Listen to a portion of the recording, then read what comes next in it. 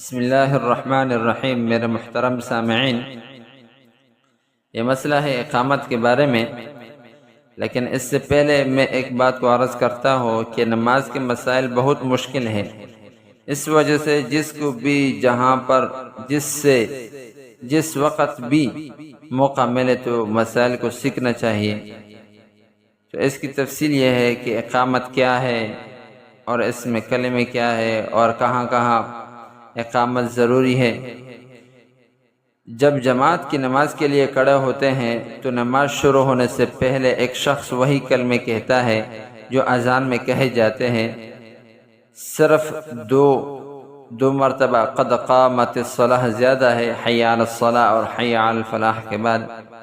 اسے اقامت اور تکبیر کہتے ہیں، اور اذان دینے والے کو مؤذن اور اقامت کہنے والے کو مکبر کہتے ہیں، اور اقامت کے 17 کلمہ ہیں۔ دوسری بات کہ 5 وقت کی فرض نماز اور جمعے کی نماز جماعت سے ادا کرنے کے لیے اقامت کہنا مردوں پر سنت مؤکدہ ہے۔ ان کے علاوہ باقی نمازوں کے لیے اقامت نہیں ہے۔ تو بعض لوگ کہتے ہیں کہ ہے تو سنت مؤکدہ ہی ہے، کوئی فرض تو نہیں۔ تو یہ بات سمجھ لینا چاہیے کہ ہمیشہ سنت مؤکدہ کو چھوڑنے والا یہ فاسق اور فاجر کہلاتا ہے۔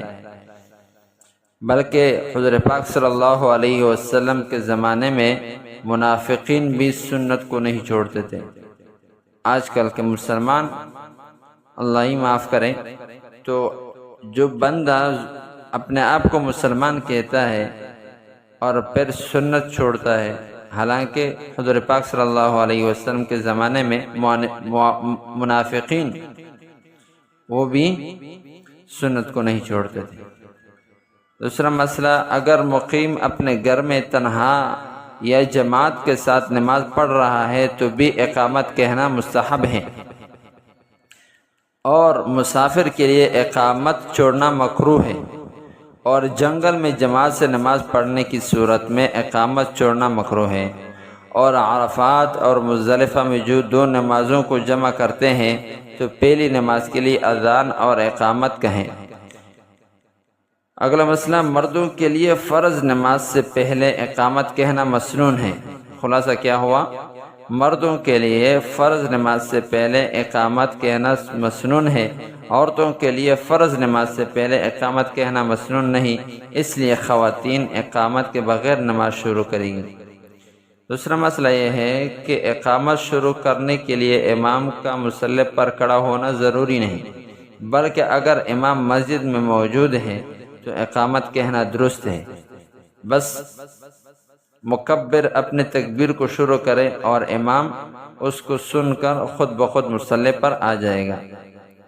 جزاک اللہ۔